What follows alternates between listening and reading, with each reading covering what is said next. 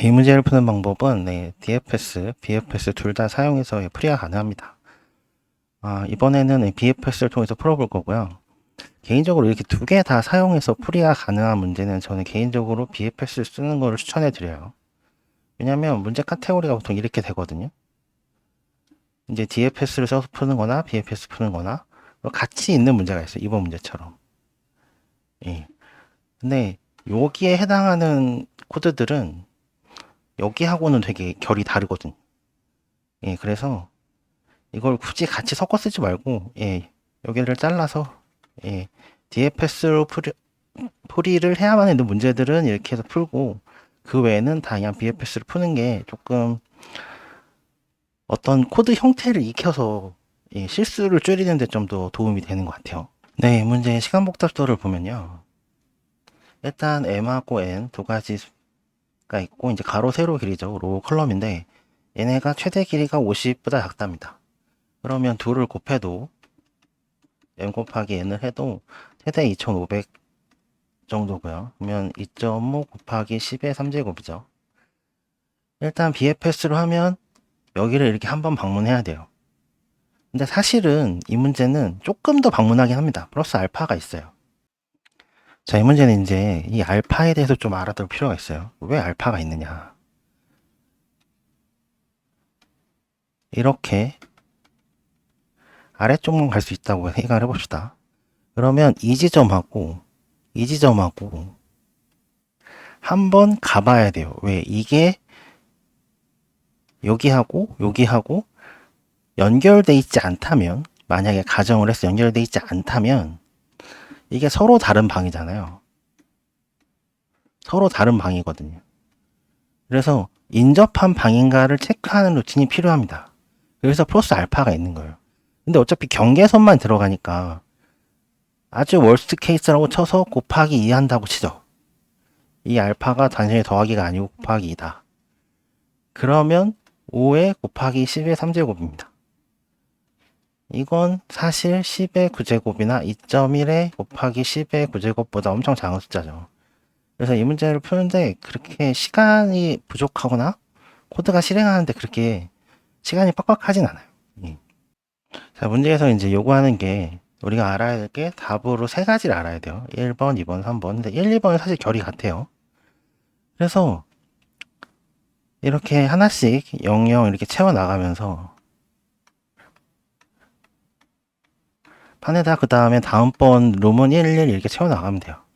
BFS를 하나씩 채워 나가면 되고, 그리고 사실은 이렇게 채워 나가기 전에 1로 채우고 1에서 0번으로 갈 수 없다라고 여기 이제 막혀 있겠죠. 그럼 이때 0번하고 1번이 인접해 있다 라는 걸 저장해 두면 되거든요. 그래서 이 세 개의 코드를 BFS로 한 번에 구현할 수가 있어요. 네. 근데 이 3번을 이제 생각하는 게 조금 이 부분에서, 이 문제에서 좀 어려운 부분이에요. 왜냐면 보통은 우리가 길이 이렇게 있다고 할 때 여기가 막혀 있어. 어딘가가. 그러면 여기에 딱 떨어지면 네 군데 다 못 가네. 만약에 여기 위치라고 하면 세 군데 갈 수 있네. 라고 하고 보통 구현을 하거든요. 근데 여기는 못 가는 부분도 한번 방문을 해봐야 됩니다. 왜? 이 하나의 벽을 제거하여 얻을 수 있다는 얘기는 뭐냐면 인접한 방들의 리스트를 갖고 있어야 돼요. 인접한, 즉 방마다 다 번호를 매겨서 0번, 1번 이게 쭉 매겨요. 그래서 0번 방하고 1번 방, 이게 0번이고 1번이라면 여기 다 1번이겠죠, 이렇게. 그러면 0번하고 1번은 인접해 있다라는 이거를 정보를 우리가 저장을 해놔야 돼요. 그래서 이 부분이 조금 문제여서 난이도를 올리기 위해서 좀 넣은 부분이 아닐까 이렇게 생각을 합니다. 자, 일단은 BFS로 문제를 푼다는 얘기는 큐가 하나 있어야 되고요. 여기에 시작 위치를 넣어주고 시작을 하겠죠. 그러면 우리는 모든 칸을 다 방문해 봐야 돼요. 이런 칸이 있다고 하면 어디가 막혀 있고 어디가 뚫려 있고 이런 거를 다 모른단 말이에요. 그러니까 일단 기본적으로 모든 칸을 다 방문을 해봐야 됩니다. 그러면 이제 두 개의 루프가 필요하겠죠. 이제 제2번, 그러니까 컬럼에 대해서 루프를 도는 거. 그 다음에 i로 보통 표현을 하죠. 이제 로우에 대해서 루프링을 도는 두 개가 필요하고, 큐에다가 컬럼과 로우를 넣어주고 다음에 BFS를 한번 돌려보는 거죠. 이 Q를 인자로 받아서 그 다음에 이제 BFS를 이제 하려면 우리가 당연히 비지티드, 예, 쉽게 얘기하면 이 판의 크기만큼 똑같이 폴스, true로 놓여진 판을 만들고 기본적으로는 다 폴스로 초기화하고 한 칸 방문했을 때마다 true로 바뀌는 거죠. 자, 그러면 문제 예제 입력 1번을 보면서 얘기를 해볼게요. 자, 문제 예제 입력 1번은 우리가 첫 번째로 0,0부터 시작을 한다고 하면 여기서 오른쪽으로 이동 가능하죠. 그 다음에 오른쪽 이동하기 전에 아래 방향으로 이동할 거예요. 막혀 있어도 아까 체크한다고 했어요. 근데 이 첫 번째 0,0 상태에서는 우리가 두 가지를 체크해야 되는데 visited의 0,0의 위치와 room의 즉 방번호를 하고 있는 이 2차원 배열하고 이 양쪽에 두 개를 체크를 해야 됩니다. 자, 이제 첫 시작이니까 비지티드 첫 번째는 다 폴스일 거예요. 전부 다 폴스로 채워 있겠죠. 쭉쭉 다 폴스로 채워져 있을 거고 룸도 다 마이너스 1로 채워요. 어떤 방도 우리는 모르겠다. 아직 어떤 찾지 못했다. 그러면 처음에 다 마이너스 1이었다가 이제 방을 하나 찾았죠. 그러면 이제 0번째 방이 됩니다. 자, 우리는 0번 0,0을 방문했으니까 여기를 지우고 이제 true로 바꿔놓는 거죠. 자, 그 다음에 이제 네 가지 방향으로 이동 가능한지 확인해 봅니다. 그래서 오른쪽 방향으로 이동이 가능하죠. 지금. 그러면 여기다가 델타 값으로 di의 델타 값은 1이 되고요. dj의 델타 값은 0이 되겠죠. 그래서 0,0에다가 이렇게 더해서 다음번 갈 위치를 Q에다 넣어줘야 돼요. 그 다음에 루프가 끝나기 전에 우리는 다시 한번 아래쪽으로 가는 것도 시도를 해봐야 돼요. 아래쪽으로 가는데 못 가죠. 못 가니까 우리는 여기가 새로운 방인가? 나랑 다른 방인가? 알아보고 싶죠. 근데 가봤더니 어떻게 돼요? 마이너스 1인 거예요. 아직 이게 같은 방인지 남의 방인지 확인이 안 된 상태죠. 그러면 확인 안 하고 넘어가면 됩니다. 왜 그러냐면 어차피 여기는 0번째 방이니까 다 00 이 순서대로 채워지게 될 거예요. 예. 근데 여기서 마지막에 가보고 같은 방이네 하고 끝나면 돼요. 어차피 마지막에 1,2 2,1 지점에 가서 우리는 다시 여기서 확인해 볼 거거든요. 그러니까 지금 다 확인을 하지 않아도 나중에 확인할 기회가 있다는 거죠. 왜냐하면 어차피 마지막에 이 마지막 0까지 가서 우리는 다시 위쪽을 한번 확인해 볼 수가 있어요. 그래서 지금 0,0 상태에서 모든 정보를 다 확인하지 않아도 마지막에 0번 방의 끝에 두 개 칸에 가서 우리는 다시 0,0을 방문하면서 같은 방이구나 라는 걸 판단할 기회가 있어요. 자, 다시 지금 문제 그 세 번째 조건을 생각을 해보죠. 하나의 벽을 제거한다. 이 얘기는 뭐냐면 서로 다른 방 1과 방 0과 방 1이 다시 하나의 방이 된다는 뜻이거든요. 그 얘기는 뭐냐면 이렇게 방이 만약에 나눠져 있다고 하면 여기하고 여기는 완전히 독립된 방이죠. 0번, 1번은. 그러면 이 두 개의 방이 인접해 있다. 이렇게 알고 있어야 돼요. 근데 방이 이렇게 이렇게 접해 있을 수도 있잖아요. 그러면 0, 1만 있는 게 아니고 0, 2도 있는 거죠. 물론 2, 0으로 해도 됩니다. 근데 보통 이렇게 컨비네이션이잖아요. 예. 1, 0이 돼도 되고 0, 1이 될 때는 작은 쪽을 앞쪽에 둬서 소팅하는 게 좀 디버깅 하는 데 도움이 됩니다.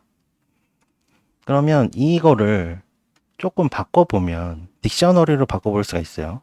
그래서 0번이 키가 되고 1번하고 2번이 밸류가 되는 거죠. 예.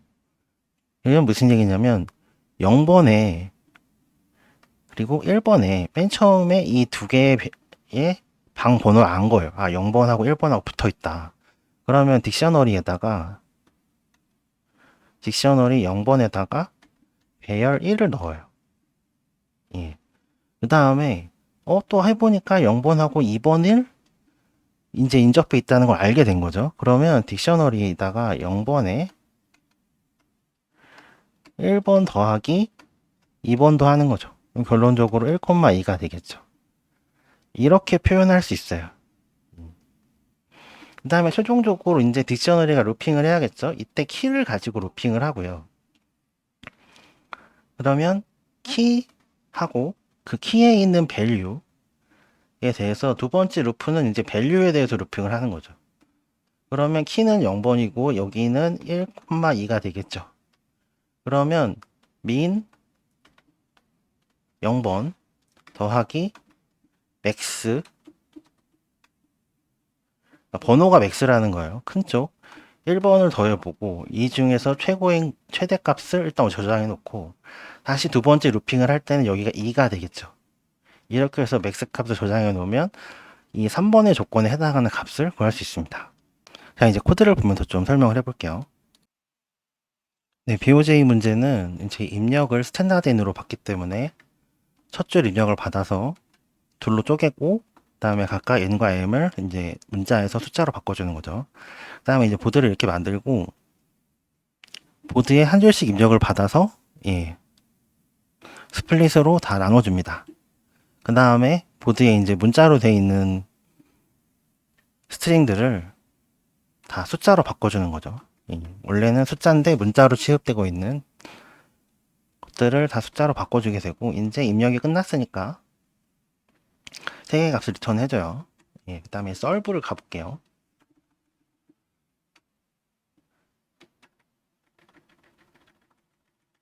일단 문제풀이 시작은 이제 visited, 우리가 방문했는지 안 했는지 확인할 거를 n과 m각 만들어주고 그 다음에 room, 이게 0번째 방부터 몇 번째 방인지 방 번호를 저장해 놓을 겁니다.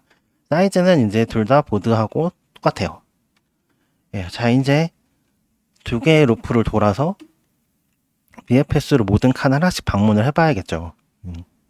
그리고 방을 찾았으면 방 번호를 하나 증가시켜 줍니다. 이제 VFS 루틴으로 가보면요.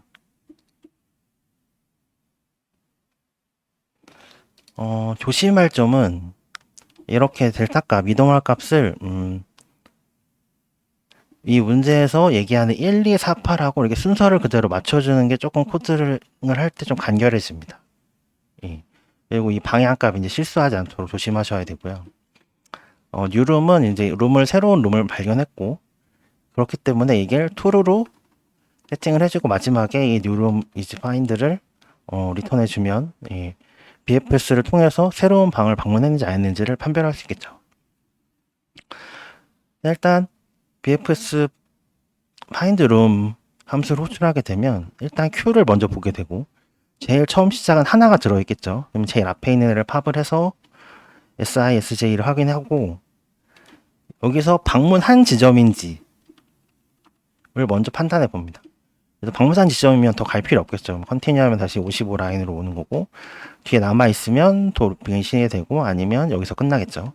그 다음에 이제 방문 안 한 지역이면 방문을 했다고 표시를 해주고 true 해주고요. 그 다음에 룸에도 룸 번호를 넣어줍니다. 그 다음에 하나라도 방문을 했다면 이제 새로운 방을 찾은 거죠. 그러니까 새로운 방을 찾았음 이렇게 true를 표시를 해주고 이제 4가지 방향으로 이동을 하려고 이제 시도를 해보는 거죠. 그래서 델타 값을 먼저 가지고 오고 이건 비트와이즈 연산자고요. 그 다음에 2를 0제곱하면 1이 되겠죠. 그러면 1이라는 게 보드 SJSI에 있느냐라고 하면 이제 그곳을 이동할 수 없는 게 되겠죠. 따라서 얘는 인접한 방을 찾는 코드예요. 그래서 인접한 방의 그 위치가 맵 위에 있고 그 다음에 거기가 아직 발견되지 않은 방, -1이 아니면 발견된 방이죠. 그 발견된 방이어야 되고 그 다음에 그 칸이 나랑 같은 방 번호야 라면 거기를 굳이 인접한 방을 표시할 필요 없겠죠. 근데 방 번호가 다르다면 이제 인접한 방을 하나 찾게 된 겁니다. 자, 그러면 이 두 개의 값이 있는데 이 둘 중에 이제 작은 거를 min 넘버 그 다음에 큰 값을 두 개 중에 맥스룸 넘버로 해서 구별을 해주고요. 그리고 만약에 룸에 이미 민 넘버가 있다면 이미 이 민룸 넘버는 어떤 방하고 관계를 갖고 있는 거죠. 그러면 배열이 이미 있다는 얘기죠. 그러니까 추가만 해주면 됩니다. 맥스룸 넘버를 추가만 해주면 되고요. 그렇지 않다면 이제 처음 이 방도 찾은 거예요. 예. 딕셔너리 안에 민룸 넘버가 없어요. 그러면 여기다가 새로 민룸 넘버도 넣어주고, 예, 맥스룸 넘버도 넣어주면 돼요. 비트와이즈 연산을 해봤더니 이제 갈 수 있는 곳이에요. 그러면 이제 이동을 해야겠죠. 이동을 하고, 또 마찬가지로 DSTI나 DSJ가 맵 위에 있는지, 그 다음에 방문하지 않은 곳인지 확인을 해보고, 이제 방문을 할 거니까 큐에다 넣어주는 거죠. 그러면 최종적으로 다시 while 루프의 시작으로 가게 됩니다. 예. 그래서 계속 돈 다음에 루핑을 끝내보고, 하나라도 룸을 발견했으면 이제 여기가 true가 돼 있을 거고, 아니면 false가 되겠죠. 그럼 다시 위로 올라와서, 이게 2차원 루프 끝났다면 이제 룸 사이즈를 알아야겠죠. 그러니까 딱 룸 2차원 배열에 가서 거기에 번호가 몇 번이라고 써 있는지 보고, 예, 그 번호에 맞춰서 1씩 증가해 주는 거죠. 예. 사실 하려고만 하면 이 부분도 BFS에 넣을 수 있는데 굳이 시간에 이렇게 쫓기는 문제가 아니어서, 예, 코드에서 분리했습니다. 그래서 이 배열에 있는 애들 중에 가장 큰 방 사이즈를 알게 되고, 이미 여기서 BFS를 돌면서 룸 카운트가 나오기 때문에 방이 몇 개 있는지도 알게 돼요. 그 다음에 이제 우리는 어떤 방들이 인접해 있는지도 알 수 있으니까 먼저 키를 가지고 오고, 그 키를 가지고 온 다음에 그 키와 인접한 방 리스트를 가지고 와서 두 번 루핑을 하게 되죠. 첫 번째는 키, 두 번째는 방들. 그래서 이런 식으로 기존에 두 방이 만약에 합쳐진다면 가장 큰 값으로 알고 있는 값과 실제 두 방을 더해 보는 거예요. 두 방의 크기를. 예. 그래서 큰 방을 계속, 큰 사이즈를 계속 이 맥스 머지드 투룸 사이즈에 넣어주는 거죠. 그러면 문제의 세 번째 조건의 값도 구할 수 있습니다. 네, 마지막으로 문제의 세 가지 방 개수, 제일 큰 방 두 개가 만약에 합쳐지면 가장 큰 방 사이즈, 이렇게 스탠다드 아웃 출력해주면 이 문제 답을 구할 수 있습니다. 자, 구독, 좋아요 부탁드리고요. 오늘 영상 여기까지 할게요.